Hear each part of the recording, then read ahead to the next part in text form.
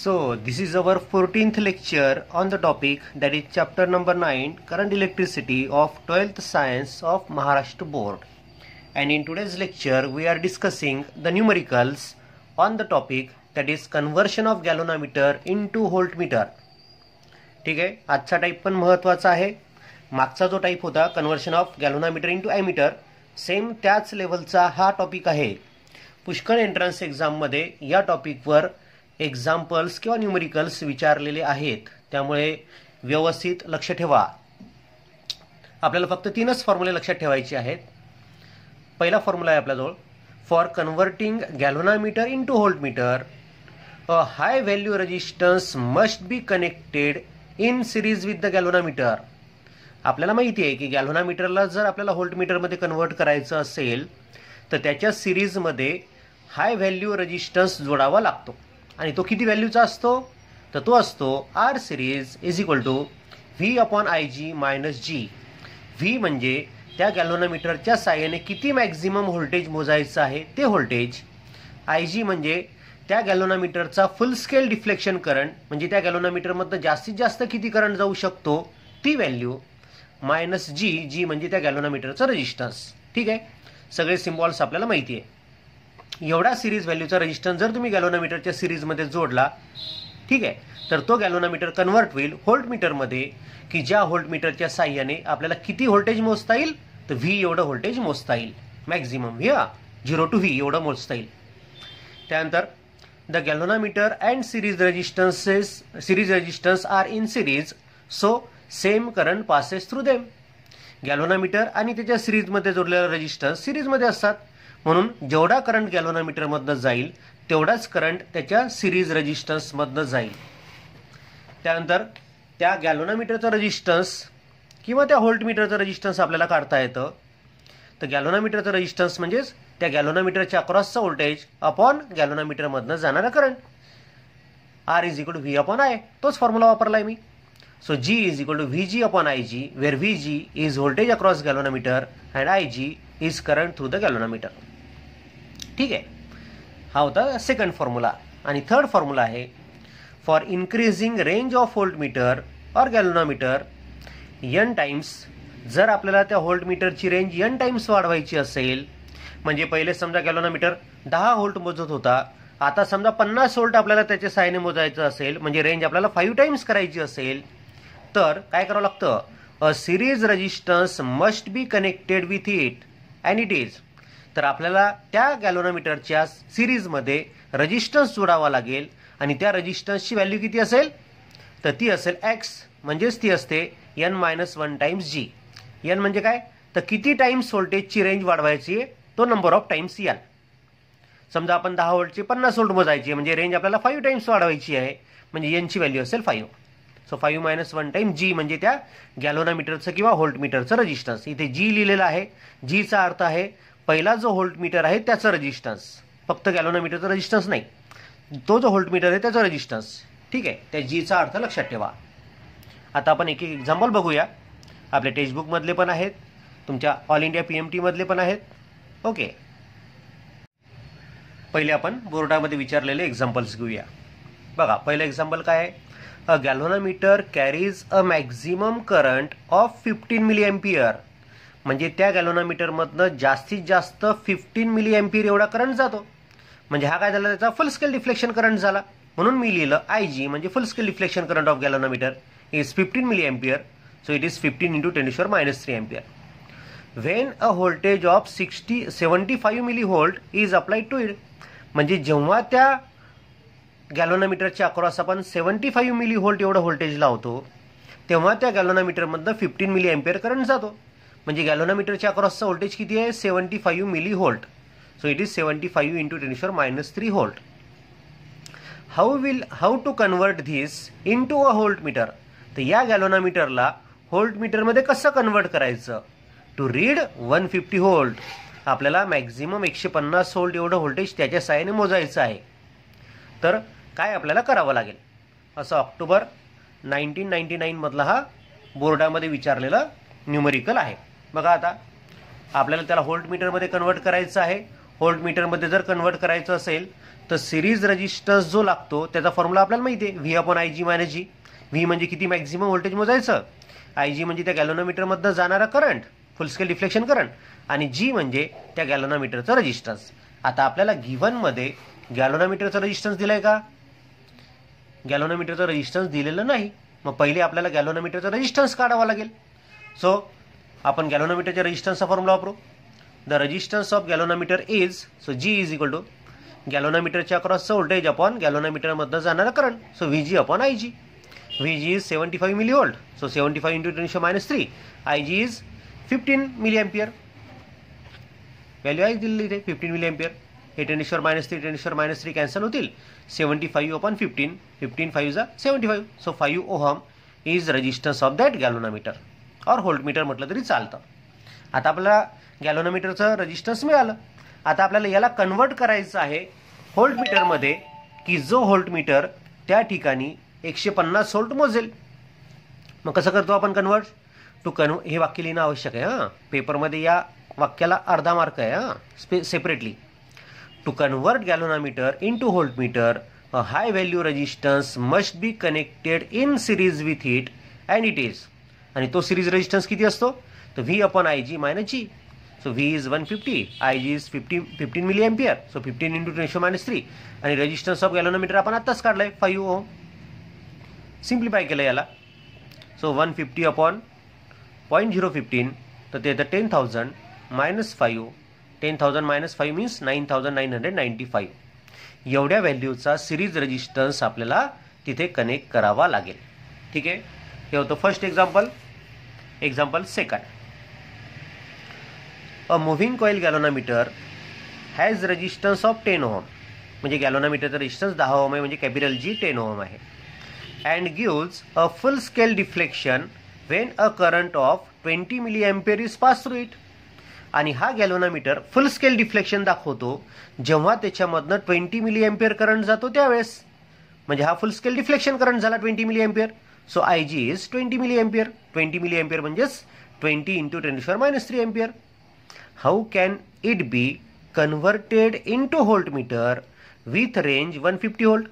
तर या गॅल्व्हनोमीटरला तुम्ही व्होल्टमीटरमध्ये कसं कन्वर्ट करसाल की जो व्होल्टमीटर 150 व्होल्ट एवढं व्होल्टेज मोजेल.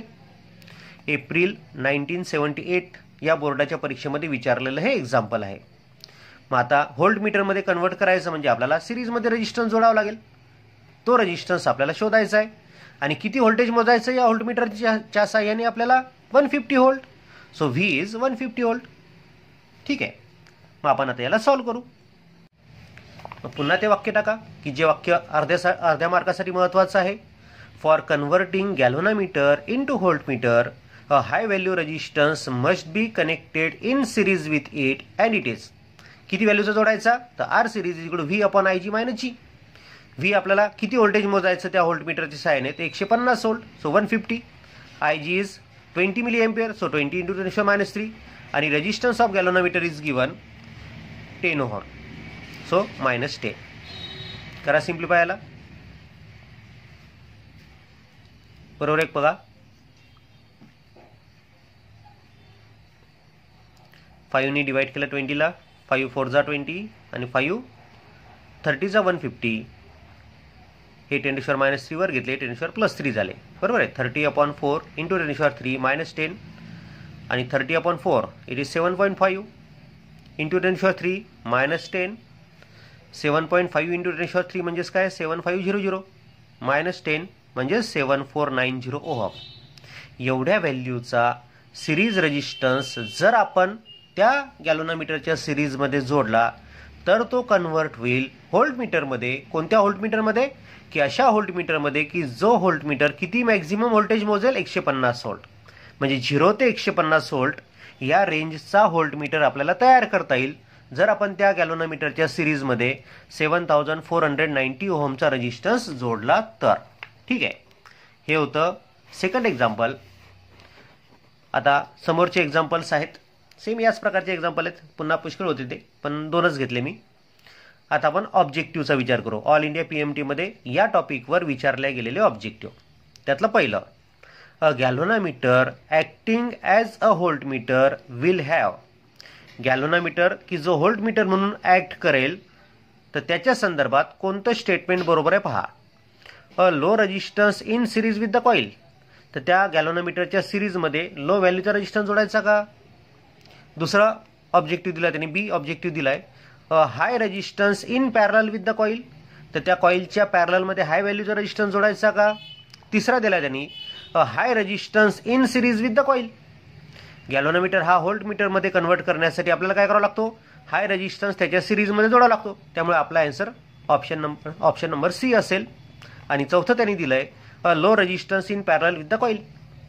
आता जर लो रेजिस्टन्स पॅरललमध्ये जोडला कॉईलच्या तर तो गॅल्व्हनोमीटर व्होल्टमीटरमध्ये कन्वर्ट होतो की ॲमीटरमध्ये कन्वर्ट होतो, ॲमीटरमध्ये कन्वर्ट होतो. आपल्याला कशामध्ये कन्वर्ट करायचं आहे, व्होल्टमीटरमध्ये. म्हणजे आपल्याला काय करावं लागेल, हाय व्हॅल्यूचा रेजिस्टन्स त्याच्या सिरीजमध्ये जोडावा लागेल. म्हणून ऑप्शन नंबर सी आपलं आन्सर असेल. हा जो ऑब्जेक्टिव्ह आहे हा ऑल इंडिया PMT 2002 आणि 2004 या दोन परीक्षांमध्ये विचारलेला आहे. त्यामुळे महत्त्व लक्षात घ्या त्या ऑब्जेक्टिव्हचं किंवा त्या पॉईंटचं. त्यानंतर चौथा एक्झाम्पल हे पण ऑल इंडिया PMT 2010 मधलं आहे. काय म्हटलं पहा, a galvanometer has coil of resistance 100 ohm. म्हणजे गॅल्व्हनोमीटरमध्ये जी कॉईल वापरलेली आहे तिचं रेजिस्टन्स 100 ओहम आहे. म्हणजे गॅल्व्हनोमीटरचं resistance 100 ohm. So G is 100 ohm. And it gives a full scale deflection for 30 milliampere current. हा गॅल्व्हनोमीटर फुल स्केल डिफ्लेक्शन दाखवतो जेव्हा त्याच्यामधनं 30 मिलीएम्पियर करंट जातो त्यावेळेस. म्हणजे हा झाला full scale deflection current. So IG is 30 milliampere. So it is 30 × 10⁻³ ampere. It is to work as a voltmeter. या गॅल्व्हनोमीटरला आपल्याला व्होल्टमीटर म्हणून वापरायचं आहे. Of 30 volt range. या व्होल्टमीटरची रेंज 30 व्होल्ट पाहिजे. म्हणजे मॅक्झिमम व्होल्टेज आपल्याला 30 व्होल्ट मोजायचं आहे त्या गॅल्व्हनोमीटरनी. So V is 30 volt. The resistance required to be added is.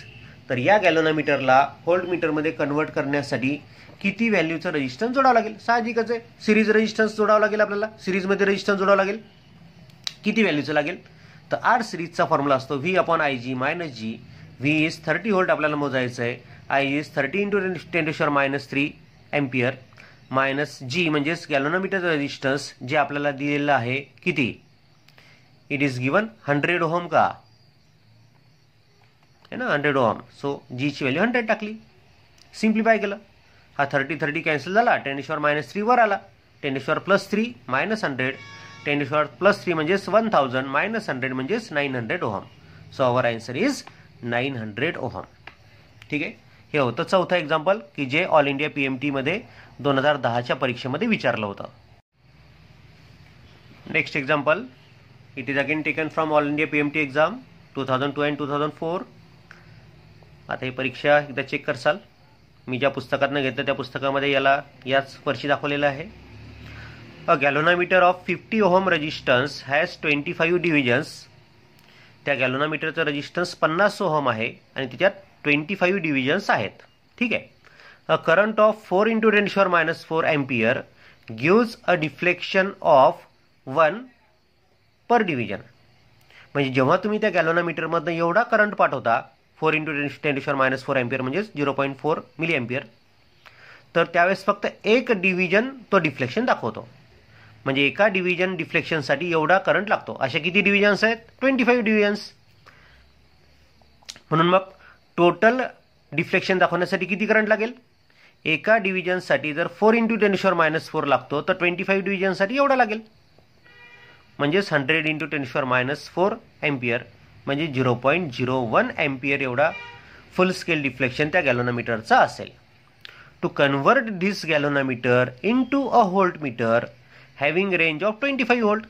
म्हणजे आपल्याला या गॅल्व्हनोमीटरला व्होल्टमीटरमध्ये कन्वर्ट करायचं आहे की ज्याची रेंज किती आहे, 25 volt. So V is 25 volt. आता व्होल्टमीटरमध्ये कन्वर्ट करायचं म्हणजे काय लागेल, आपल्याला सिरीज रेजिस्टन्स शोधावं लागेल. And that series resistance is, तो आपण शोधतोय. फॉर्म्युला आपल्याला माहिती आहे, R series is equal to V/IG - G. बरोबर आहे. किती व्होल्टेज मोजायचं आपल्याला, 25 volt. So V is 25. IG म्हणजे फुल स्केल डिफ्लेक्शन करंट किती शोधला तो आपण, तो 0.01 एम्पियर. So 0.01 ampere. आणि गॅल्व्हनोमीटरचा रेजिस्टन्स आपल्याला दिलेला आहे 50 ohm, so it is 50. 25 upon 0.01 म्हणजेच 2500 minus 50, so it is 2450 ohm. म्हणजे एवढ्या व्हॅल्यूचा सिरीज रेजिस्टन्स जर तुम्ही तिथे जोडला तर त्यावेळेस तो गॅल्व्हनोमीटर व्होल्ट मीटरमध्ये कन्वर्ट होईल आणि तो व्होल्ट मीटर किती व्होल्टेज मोजेल? 25 volt. So our answer is 2450 ohm in series, option number A. ठीक आहे. नेक्स्ट एक्झाम्पल, हे आता पुस्तकात सोडून दिलेलं एक्झाम्पल आहे. आपल्या बोर्डाच्या पुस्तकामध्ये, नवीन पुस्तकामध्ये काय म्हटलं पहा.